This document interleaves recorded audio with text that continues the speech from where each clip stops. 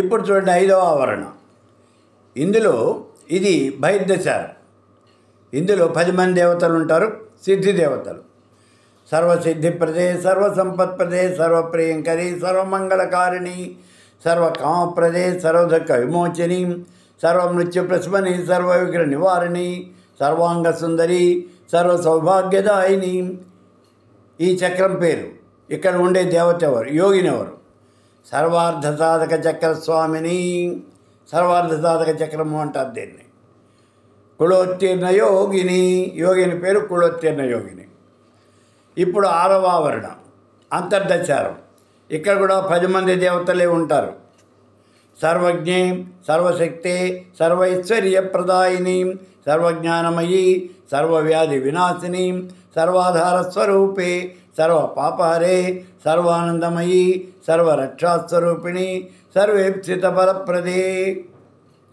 ఈ చక్రం పేరు సర్వరక్షాకర చక్రము. ఉండే యోగిని నిగర్భయోగిని. 7వ ఆవరణ. ఇందులో 8 కోణములు ఉంటాయి. 8 మంది దేవతలు, వసిన్యాది వాగ్దేవతలు ఉంటారు. వసిని, కామేశ్వరి, మోదిని, విమలే, అరుణే, జయని, సర్వేశ్వరి, కౌళిని. ఈ 8 మంది ఉంటారు ఇక్కడ. ఈ చక్రం పేరు సర్వరోగహర చక్రము. ఉండే యోగిని రహస్యయోగిని. 8వ ఆవరణం. ఇక్కడ ముందు ఆయుధాలు ఉంటాయి. బాణిని, చాపిని, అంకుశిని. ఆ తర్వాత మహాకామేశ్వరి, మహావజ్రేశ్వరి, మహాభగమాలిని. ఈ దేవతలు ఉంటారు. ఈ చక్రం పేరు సర్వసిద్ధిప్రద చక్రము. ఇక్కడ ఉండే దేవత అతి రహస్యయోగిని.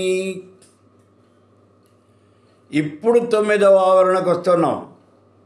ఇందులో ఉండే దేవత ఎవరు? మహాత్రిపుర సుందరి.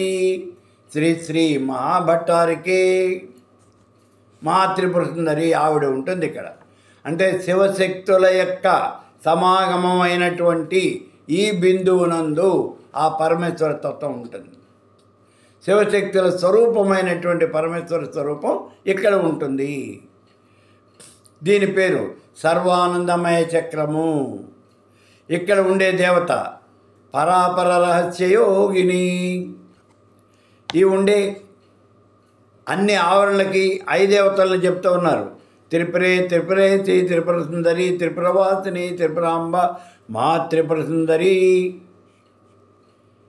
వీళ్ళు ఇక్కడ ఉండే దేవతలు.